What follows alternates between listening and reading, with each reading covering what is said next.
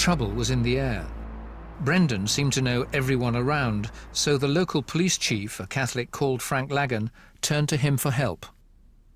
Frank Lagan and I were very friendly, and Frank Lagan said to me very, very clearly, he said, "I'm terrified of it, I'm frightened of it, the IRA must not be there." And I said, "That's crazy, I'll never get them to agree to that." He said, "Well, there must be not a gun in that area. No guns, out." And I said, "That's a tall order." And he says, "Look, Brendan, please." He actually, as he was passing through here, he gave a big smile and he waved his hand. He says, "You can do it." Brendan went to see the leaders of the official and provisional IRA in Derry and Dublin. He waited anxiously for a response.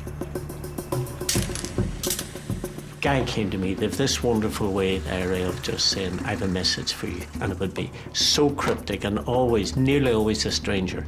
He says, "Those guns have been removed." Did you tell Frank Lagan that you'd sorted it? I told him categorically, not that I'd sorted it, I said, categoric assurance, guns will not be there, no guns whatsoever in the Bogside on that march.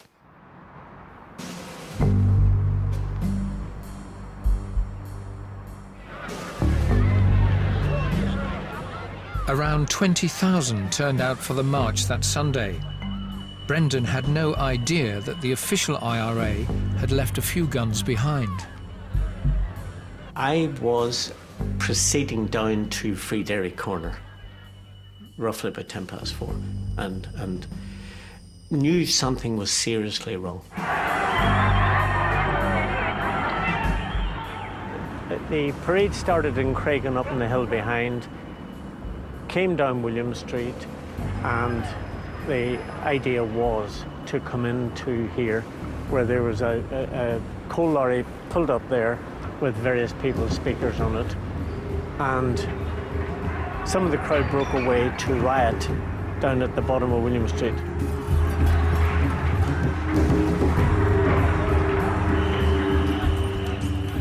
They come in armoured vehicles and got out and they started shooting.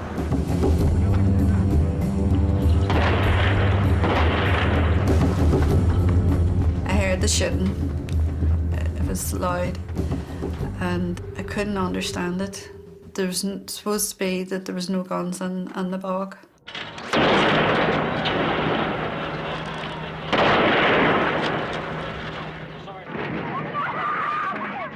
In half an hour, 13 civilians were shot dead, 7 of them teenagers. The army said they'd come under fire from the IRA. Eyewitnesses said all those killed were unarmed. I ran into Nell McCafferty, and Nell says, "It's crazy, they're shooting people everywhere." So I went round to Nell's house. Bernadette Devlin come in, and Bernadette Devlin was saying, "There's 3 dead, there's 4 dead, there's 5 dead," and it was terrible. The house was packed. There's people sitting on the staircase. There's people in the kitchen, people in the sitting room, people out in the yard. Jesus, we were thunderstruck, maybe. We were paralysed. We were... The British Army shot us dead. This was against all the rules of engagement, really. Soon afterwards, Frank Lagan came to see Brendan again. I said, "Frank, this is just absolutely a disaster. We are going to have a war on our hands."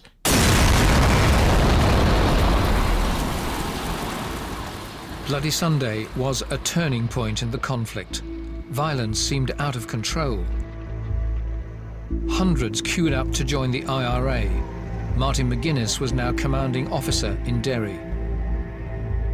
The IRA demanded British withdrawal from Northern Ireland. Dialogue got nowhere.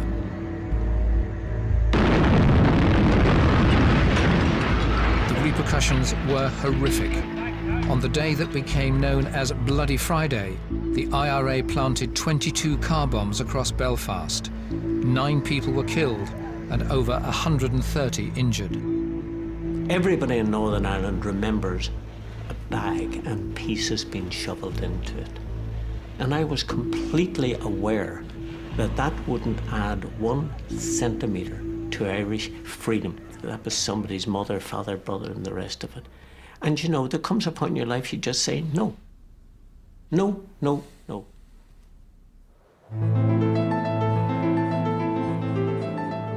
In 1973, Brendan Duddy's role as Secret Peacemaker was about to take on a new dimension. An unexpected visitor arrived in Derry.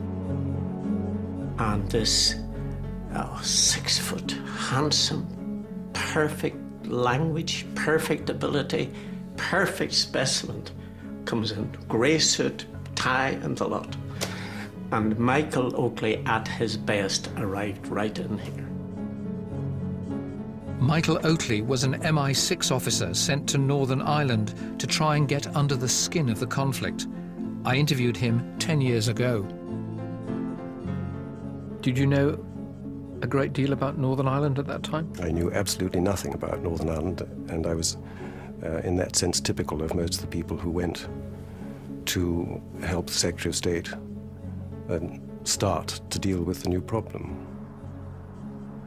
If I was going to spend 2 years or longer in Northern Ireland, I ought perhaps to try to concentrate on seeing whether my particular skills and background could enable me to find a way to influence the leadership of the IRA, or to make some kind of contact through which they could be influenced.